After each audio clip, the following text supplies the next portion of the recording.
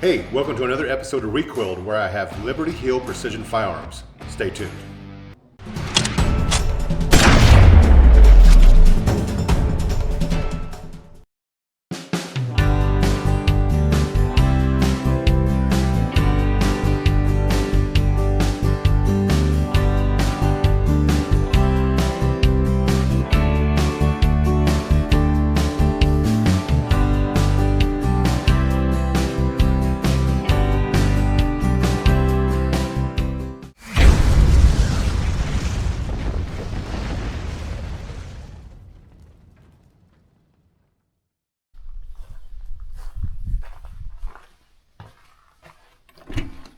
All right, on today's episode, I have David with Liberty Hill Precision Firearms. All right, it's a mouthful, yep. It's always me. I always stumble over words sometimes. No worries. But thank you for having me. You bet. We just shot a little bit about my MRAD and what you were doing for my MRAD. But the episode is all about going behind the scenes here, learning about you and the company and what you do for the industry. Sure. So what got you into precision shooting? Precision shooting specifically, probably back going fishing with my dad. I know fishing and shooting, right? But we would hunt or fish around the Arkansas River a lot, and it's known for these jetties, a lot of water moccasins. And I mean, at a young age, my dad was having me shoot 22s all the time. And so whenever we saw water moccasins, it was shooting them from the boat, a little scamp, a little trolling, and shooting these snakes while we're going along, just make sure they don't get close to us. Or sometimes they're swimming at us and I'm plinking at them. So it was about, can you hit that snake while I'm still trolling and not get it mad at us and kill it, right? So that's kind of where it came from. That's it. So at a young age. At a very young age, I was killing water moccasins. Well, and then, let's go back to your early days of starting the company. What kind of customers, what's your first build as, right off the bat in your early days of starting the company? Well, Liberty Hill Precision, started right there in Liberty Hill. Obviously, we're just outside of town now, but... north of Austin, for those that are geographically trying to find us, it's just north of Austin here. All right, Texas is big. So I guess my first build was actually a friend of mine, and I'd been tinkering on my own rifles, family, a couple of friends, and decided to go legit, right? And a guy came by and said, man, I heard you build rifles. And I go, yeah, what do you want to build? He goes, man, I've wanted a .338 Lapua for a long time. I go, I'm your guy. One of my favorite calibers. Okay. Just love the caliber for all sorts of reasons. So we did him I would call it a semi-custom, not a true custom, because we started with a factory rifle. It was a Savage .338, which is a fantastic platform. Well, like a 110, model 110? Yep. And, restocked it, put on a new barrel.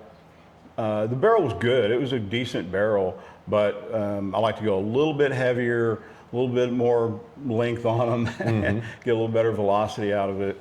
And that's kind of where it started. We did a completely, custom paint job. At the time, the artist I was using then, just fantastic guy. We would take different designs and colors and pull them together. He'd mix his own colors and do all kinds of really creative stuff. So customer was very happy. I think his longest shot with that rifle, because he came to one of my classes after he had the rifle, and we did a 3-for-3 impact. It was just at 2,500. That's impressive. Yeah. Okay. All right, so David, what makes you different from the rest of the industry or from a standard rifle out there? I'm a little crazy. No, I guess like buying a suit or something. You can go to the store and get an off-the-rack suit, and it's fine. It works, right? It's good. Wear it to wherever you need to. But when you're talking custom, now it's tailor-made for you. That's right.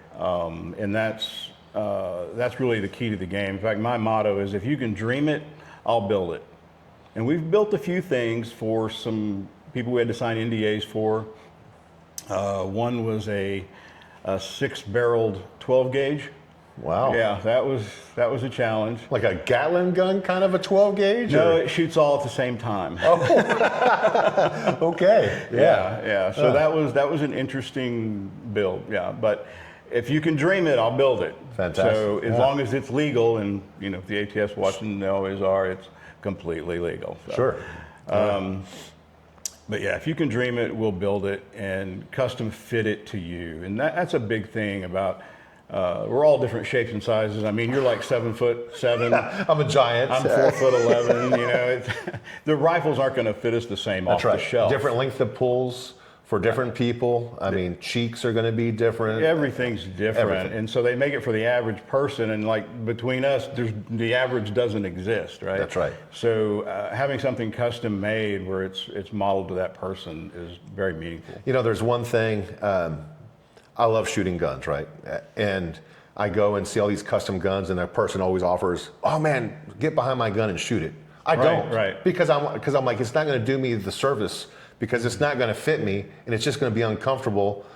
But I know it shoots. But people are proud when something's running. They're proud to show it off. Drive my car, shoot my rifle. All right, so why don't you walk us through the customization process? So if a customer comes to you tomorrow and says, what can you do for me, David? I find, well, first thing I ask is, what do you want this for? Sure. Right, and I've had every answer, right? It's, I want to shoot deer at 100 yards. I want to shoot ELR in heavy class, next weekend. Like, okay, good luck. I want something that's tactical. I want the next Chris Kyle type rifle, anything like that. No trademark infringement there. And then even I want something to hang on the wall. Like, I'm actually making one now. It's going to be a total wall hanger. It will shoot. But it's a family heirloom. It's going to be a family heirloom. And honestly, I've spent almost 10 months on it so far. Wow. Can you tell the audience what it is, or is it? I can tell you the caliber. It's actually going to be a 6.5 PRC. It is, everything on it is one of a kind. There's nothing. One of a kind. You cannot replicate this rifle. So if you want a one of a kind rifle, give David a call, right? Even down to the paint jobs, we can do. I've got a great attorney that will do. If you come up with your own camo design, we can trademark it and paint your rifle, make you a shirt, whatever. And but that will become you own that camo pattern. Or if you have a specific logo, we can make your logo and trademark it, and off you go. That's awesome. So again, if whatever you can dream, we can pretty much make it. All right. Yeah. All right. So we just talked about customization. What else? Is there anything else that you specialize in? Yeah. So again, we talked earlier about different sizes of people, different fits, right? So I've got an assortment of they're stocks, but they're fake stocks, right? They're mock-ups and plus some other stocks. And so we try to see what actually fits that person. Okay, you're going to hunt or you're going to shoot competition. Yes. So we're going to talk about what kind of glass you're going to put on it. Whether you're putting on a little scout scope, right, or a big night force with a 56 millimeter, objective on it. That all makes a difference on how the rifle fits you, and it's extremely important. Correct. So we'll try different stocks, whether they have an adjustable comb or not. Now you're driving that big scope, you need to sit up a little higher. Mm-hmm. You see that, standard hunting stock with this big scope on it, and you're kind of riding on your chin or off of it, or you put a blanket over it, and now you're trying to shoot. It's awkward, right? It doesn't fit. And then if we need to, we can further customize that. So for that process, for everyone watching, does that individual need to come here? Oh, definitely. We spend time together. Okay. This is not a, hey, I want to order a blue one, and take your credit card and go. I don't really care about that. So it starts over the phone with the key points, and then an appointment is made to come spend. Absolutely. Is it a half day with you? Is it a full day with you? How much? As long as it takes. Okay. I want to know the person. I want to know their style of shooting.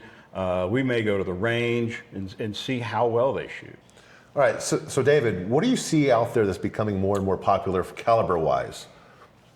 Well, everybody knows the 6.5 Creedmoor went crazy. That's right. I love them. I think they're actually great training calibers. We use them in our classes, and we've shot thousands. Affordable shoot? Yeah, it's affordable, light recoil, easy to learn on. Yep. Right. So that's a great one to start with. Now, do you think that rifle is probably, we're based in Texas here. Do you think that's probably the go-to rifle now for most hunters? It depends. It depends. So Creedmoor's got a lot of backlash. A lot of people, the 6.5 need more, all these things. Honestly, I've never had a problem with it in the field. I got to do some testing with Barnes back when they were making the 6.5 Creedmoor bullet. Turned out to be the 127 grain. And I shot a lot of rifles with a lot of their ammo. Yeah. And real quick note on the Creedmoor is I recommend it for anybody in Texas, and I would not go for a kill beyond 500. Yeah, and we're talking like deer size animals. Thin-skinned animals. Correct. Yeah, all thin-skinned animals. The Barnes bullet did fantastic in every situation, but once you're that 450, 500 range, it's running out of punch. Can it be done? Yeah. Ethically, I would pull back a little bit, make it a closer shot. So besides the Creedmoor, what's the next caliber that you would see the most of? At least my favorite anyway is probably the 300 PRC. Yeah. I mean, more punch than a 300 Win Mag, but still easy to load for, ammo's available. Yeah. It does great in the field, in hunting. It's just a great killing caliber. I usually take 2 rifles to Africa, and that's always one of them. And let's just talk about trends. Have you, you said that your wife shoots competition. Mm-hmm. Are you hearing from any more children or women that are getting into the shooting world? Oh my God. Honestly, it's embarrassing. I mean, I get my ass kicked by 14-year-old girls in the ELR world. And I ain't ashamed to say it. And they've literally grown up in it. Their parents were carrying them to a match, and now 7-8 years later, they're out there shooting and kicking my ass. And it's great. I think it's great. It's great for the sport. Yeah, they're shooting like a 338 edge or something like that and whipping you. Yeah. And to her credit, Lindsay Paul kind of really broke that ceiling, if there is one. I don't think there is one in this industry, but when she went 3 out of 5 shots, 3 of those right in a row, I think it was miss, hit, miss, and won queen, I guess king of the 2 mile, but queen of the 2 mile. When she won that, sure. that was a big deal, because here was a lady competitor when there weren't a lot of lady competitors, and she's just kicking ass. Loved it. That was a great thing for the sport. All right, so the next question I have for you, go back to like the mechanics of a rifle. A lot of people out there are always curious, what's the barrel life of a caliber? So let's just start with what we like. I personally love a 338 Lapua, just like you. Oh, yeah. So what kind of barrel life do you see out of that? My competition barrel, probably 2 seasons, maybe a season and a half, depending on how I shoot it. Now, for a season, explain what a season is for someone who's never seen an ELR competition. Sure. Competition season is like February, and then usually all to October. Through That's October, right. Yeah. So you've got a match at least once a month. Sometimes, occasionally you can get it twice a month. Then there's 35, 40 rounds to shoot, plus practice in between, another 35, 40 rounds, re-zeroing time, another 10 rounds per match. So it adds up pretty quick. Mm-hmm. You'll start noticing that, okay, my groups are opening up, right? It's not shooting the exact same it was. So then, it's probably time to get a new barrel. Yeah. So there's not like a magic number. It's just more, you've got to just feel your barrel of when you think it's starting to do something. Yeah. Honestly, it's kind of weird. I'm kind of a nerd. I do spend a lot of time scoping barrels and looking and analyzing what's happening at each stage of that barrel's life. Mm-hmm. But in the end, I've seen barrels that look like the back of a lizard. They're just horrible looking in there, and they're still shooting fine. It's like, okay, like we said earlier, if it's not broke, don't fix it.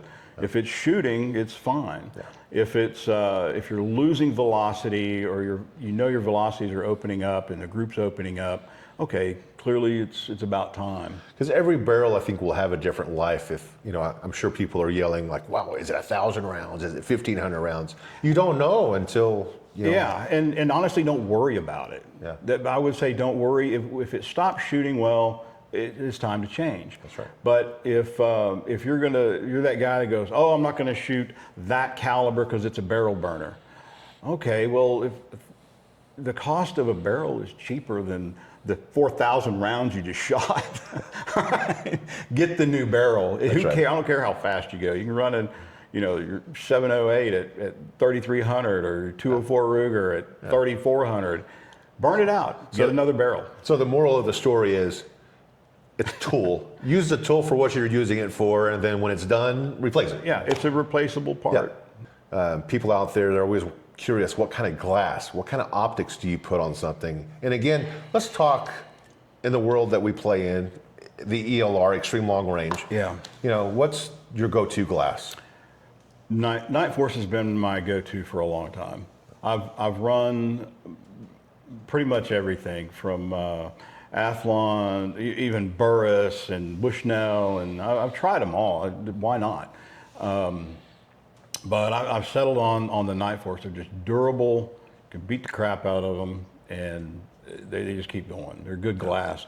For competition, it's a great thing. The other thing is, as a hunter or military type applications where you're going to be shooting in low light, right? Mm-hmm. Early morning, towards the evening, low light visibility is a big deal. And I noticed that one time watching, I was pig hunting, and it was real early, but I could hear the pigs, so I'm watching in my binos, and I can see them, right? I can see them plain as day. I throw up my rifle, I can't see anything. It's just blackness. Dark. Like, wait a minute, did I not, is my cap on? What is this? Put the binos up, yeah, pigs are still there, they're walking around, all right. So I'm like, okay, I'm not even gonna say the name of the brand name, but going into a store and looking at it, in the fluorescent lights or outside in the middle of the day does not tell you how good a scope is. No. You need to see it in different conditions. Yeah. And don't be afraid to spend a little more money. That's right. That glass is going to live on multiple rifles. Correct. For multiple barrels, right? All the other things are going to kind of wither away. The scope's still going to be around. That's right. All right, so we're both like shooting ELR. Right. What are some of the long-range myth-busting things that we can talk about here? I think there's a lot of people that just automatically assume, if I do this, I'm going to hit this. Yeah. What do you see? Yeah, man, I've kind of seen it all there. I'm going to show up with my grandpa's 30-06 and plug it into the app, and it won't be any problem. Okay, you can try that. Yeah. A lot of these apps, whether it's paid for or a free app, I start seeing variances at 600-700 yards. I don't want to say the wheels completely fall off, but your dispersion is going to get greater and greater at some point. That's why a better app, I'll say, which I personally use, Applied Ballistics, but I have tried all the apps because I want to compare and contrast. Sure. All the different devices, the different Kestrels, the Garmin, the watch, the 700, the 701, the 901. I try all these things so I have an informed decision. Sure. But yeah, that is kind of a myth where I can just plug in anything and it'll work. Like you don't typically want to shoot a hunting bullet in a match. You need to shoot a match bullet, and ask, well, why? It works in my gun when I shoot 200-yard deer. Well, we're not shooting 200-yard deer. That's right. Yeah. So getting the equipment that works is pretty key. Yeah. But the other thing is, other people have done this. You can do it. Follow the same process, right? That's right. And you can do it, but going out on your own and just winging it and watching a few videos, you're going to be frustrated. Right, yeah, don't watch a sniper movie and think that's going to work for you. What advice would you give to a beginner shooter that's, wanting to come into the ELR sport or just shooting in general? What advice would you give that individual? Well, lots of range time. Spend as much time at the range as you can, right? And if you want to get into any of the competitive disciplines, whether it's F-class or PRS or high power, ELR like we love, you should probably, it's almost like finding a sponsor. You need to find somebody that you can latch onto and learn from. They're all good people. Everybody I've met at these matches, they're just good, solid people. So they're always going to want to help you. It's very much a family environment. So, you know, bring the wife, bring the kids, bring your girlfriend, whoever, and it's a good place to be.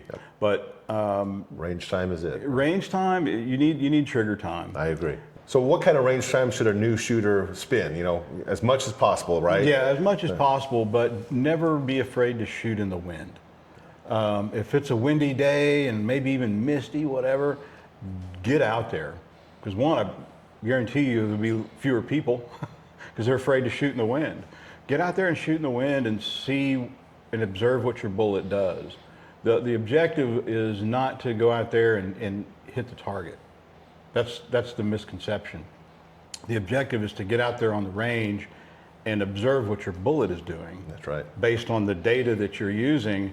Okay, it's a 27-mile-an-hour wind. How much is my bullet being pushed over to the left, right, or whatever? That's good advice. That So really is. never be afraid. In fact, it's like, oh my God, it's so windy out there. It's like, I don't care.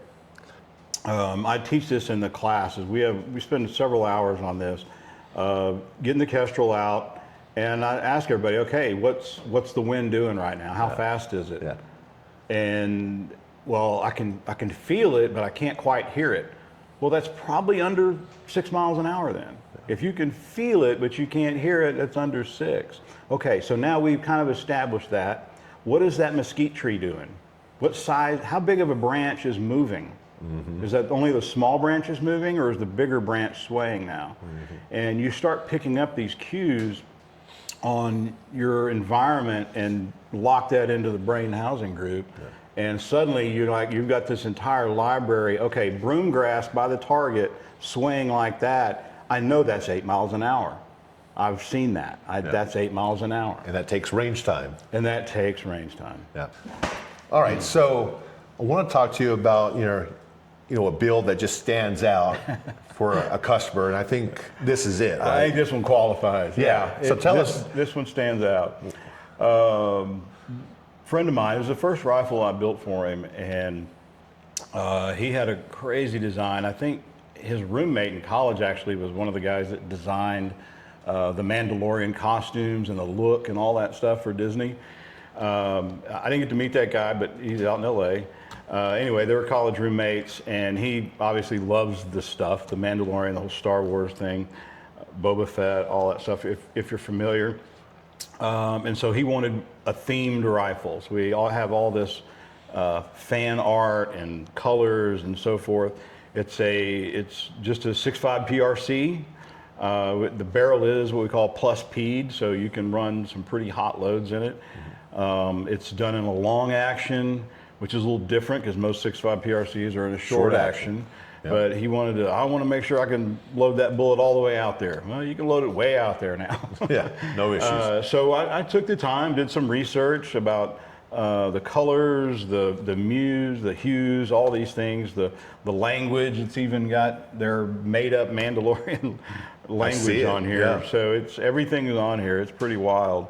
But yeah, this is a crazy little rifle. It's got it's a Defiance action, Trigger Tech trigger, MPA stock or chassis, and Accutac bipod. Let's see, APA brake. What else is on here? That's about it. Yeah, that's neat. It's interesting. That is definitely a standout custom build. Right.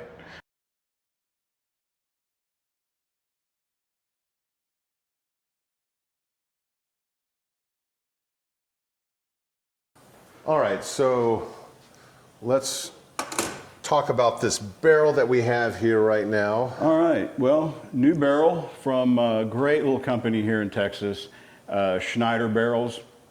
Great couple of people. Christy and Nate run that company. They're also ELR shooters.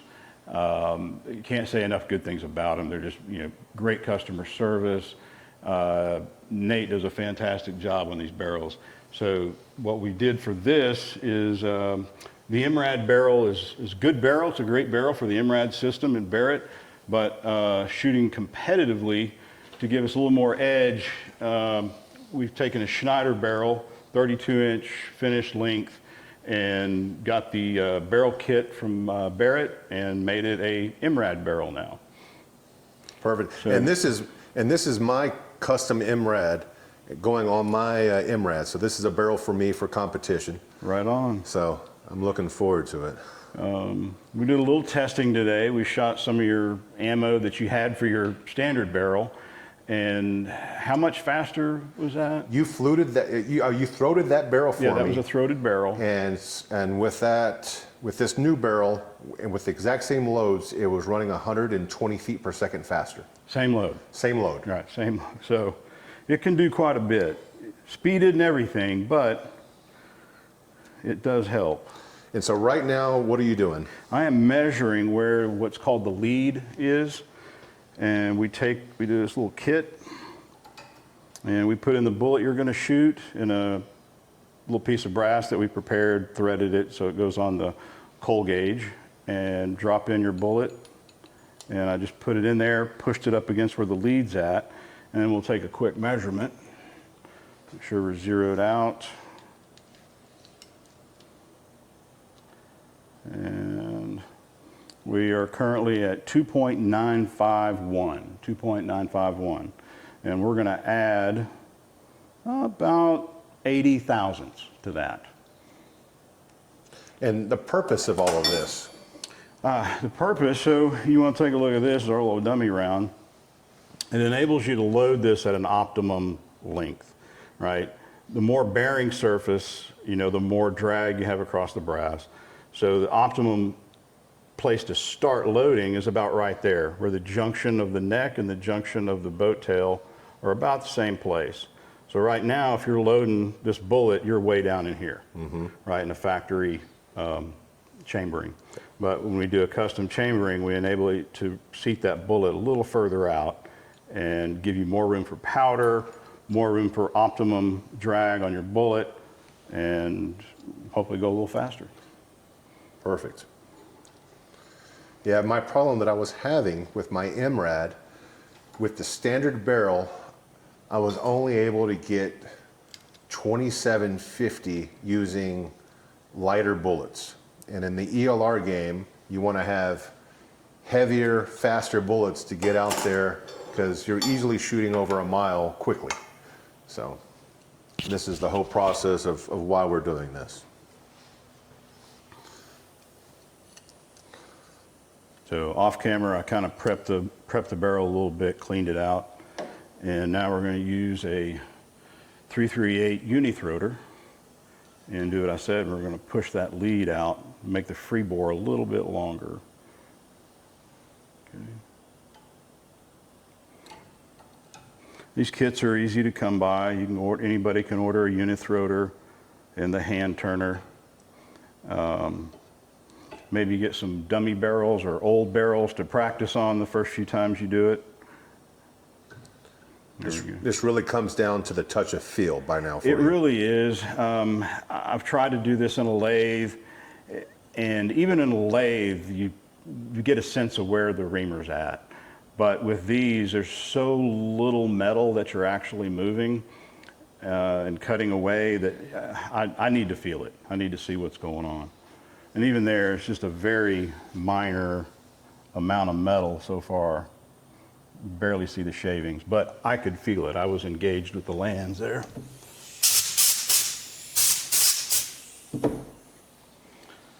So, kind of a long process.